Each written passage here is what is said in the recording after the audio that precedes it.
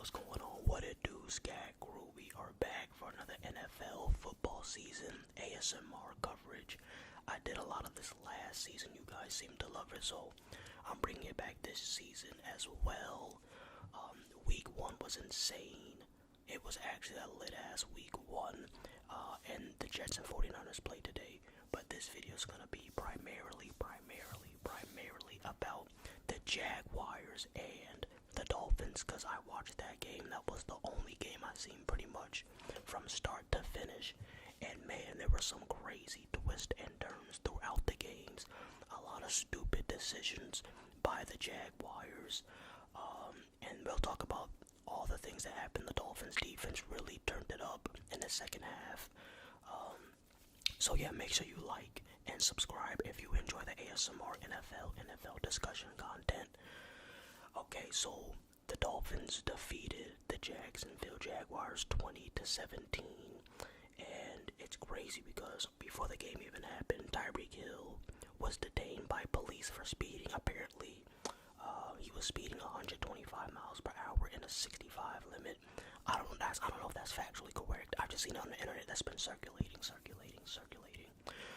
So you know Tyreek Hill was excited to get this W underneath his belt, but the game started off with the Jaguars in complete control. They were establishing the running game. ETN and almost said Rigby. This ain't the regular show, baby. ETN and Brigsby were doing a lot of the heavy lifting on offense for Jacksonville. Trevor Lawrence in the first half was playing solid. He wasn't great, he wasn't bad. I would say he was doing what was needed for the offense to be successful. I think at one point in the first half he was like completed 7 of his first 10 passes. I know Jacksonville's defense was playing insane against the Dolphins' offense in the first half. They were flying to the ball, good coverage, really good tackling. The Dolphins only had 170 yards of offense in the first half, and that's hard to do, especially with players like Tyreek Hill and Waddle on the Dolphins' offense. Holding them to that many yards is pretty impressive, especially with little points to show for the yards. They only had 7 points in the first half. The Dolphins did. So Jacksonville was definitely in control of this game. Like I said, it was really the defense and the running game, and Trevor Lawrence was just taking what the defense gives him, and just hitting the open receiver, but not throwing the ball too much. Jacksonville definitely relies on the rushing game as their primary strategy for moving the chains.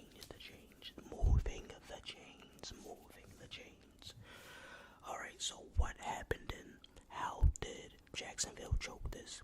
It was a series of bad decisions and unfortunate events. Alright, so the first thing that happened was ETN was having a very good drive. They were already up 17-7,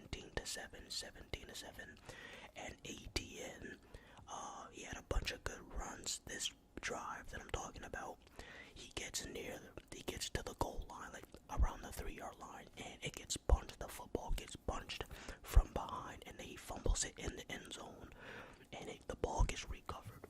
The ball got recovered by a Dolphins defender.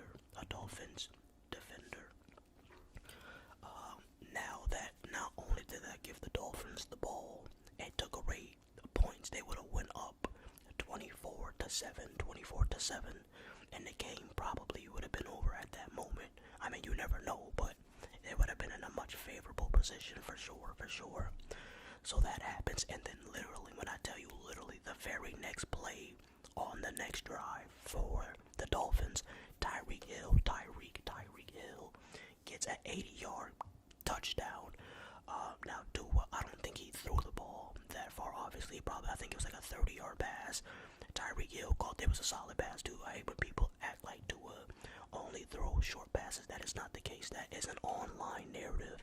He does he launches it occasionally. He does give Tyreek Hill deep route opportunities, for sure. So, yeah, they got the 80-yard touchdown, and that brought them within 3 points, and honestly, as soon as Etienne fumbled, I knew in the red zone, I was like, oh yeah, Miami's gonna win this game. I didn't know Tyreek was gonna do that the very next damn play, but I was like, oh yeah, that's too big of a major collapse right there. And then after Tyreek scores, Jacksonville gets the ball. They're at their own 35-yard line, mind you. Like I said, their own 35, not 34, not 37, not the Dolphins 35. They're at their own 35, and it's Jacksonville's defense turns up in the second half. Like I said, Jacksonville's defense in the first half was pretty mid. They couldn't stop the run, and they couldn't stop Trevor Lawrence. In the second half, they stopped the run basically, not completely, but they neutralized Jacksonville's run offense completely, basically in the third quarter.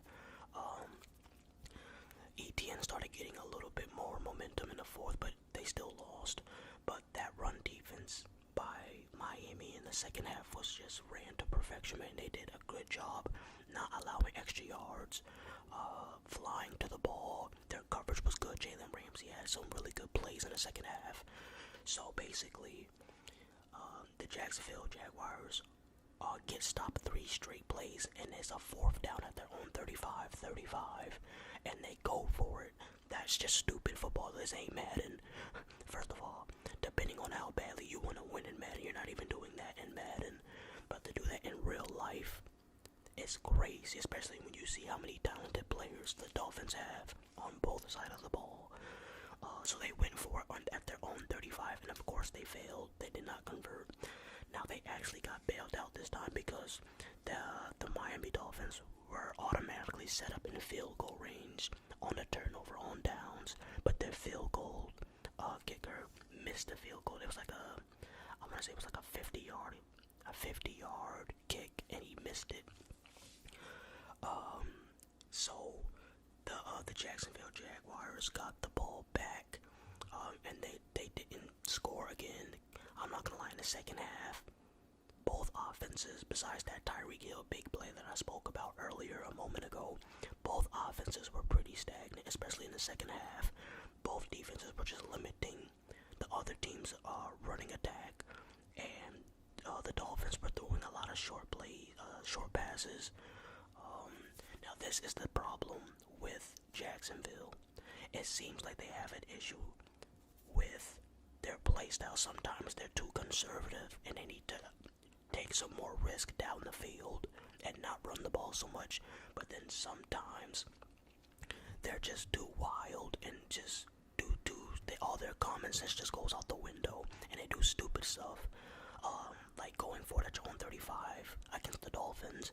They need to find a happy medium between being super aggressive and being conservative and just trying to break down the opposing team's defense with their running attack. Now, I know that they can. That running attack is good enough to do that to like average or slightly above average D-lines or defenses that are not good at stopping the run.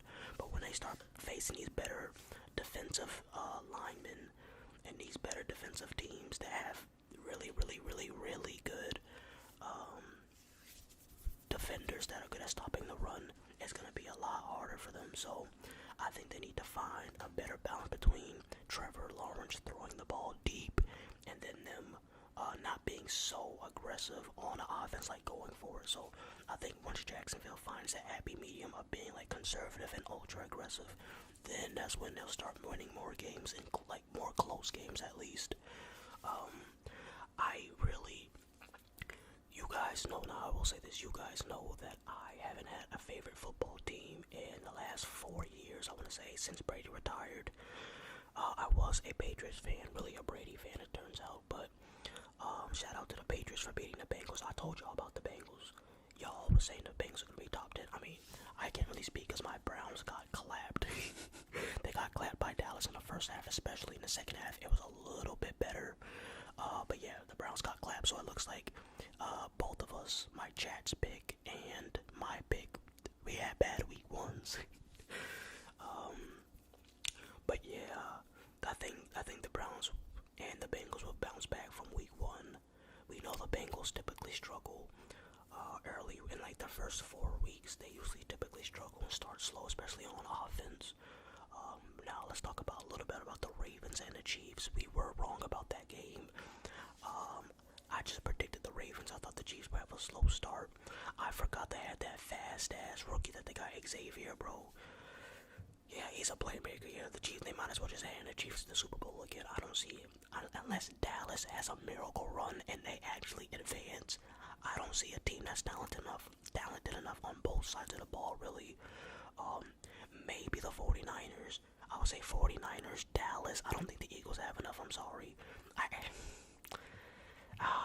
It's hard to say. I would say Eagles, Dallas, 49ers.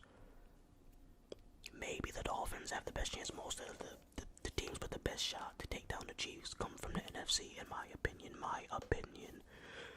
But yeah, the Chiefs, man. Lamar Jackson. He says Patrick Mahomes is not his kryptonite. I don't know, man. Your record against him says otherwise. It's like he doesn't play like his true self against Mahomes, or just in like the biggest games. I don't want to say I'm not a believer in Lamar, because I believe he will advance to like a Super Bowl or win a Super Bowl at some point. But I don't know, he's not one of those quarterbacks I automatically feel super confident about in the biggest moments, like Brady, Mahomes. There's really not a lot of quarterbacks that give you that feeling of security, like, oh yeah, it's easy, like, you know they're gonna get the job done. There's not even that many quarterbacks in the league anymore on that level. But yeah, man, the Chiefs did win by 7. I figured it would be a close game, so I guess I predicted correctly how the game would play out. Besides like the end result, I knew it would be a close game. I figured both offenses would have their struggles early on a little bit, but the Chiefs got it done, man. So I'm thinking about becoming a Browns fan or a Jags fan. That's what I'm thinking about. But thanks for watching it. Like and comment if you enjoyed this. The Dolphins game, Jag game was really, really exciting, really, really good. Thanks for watching, and I'm out.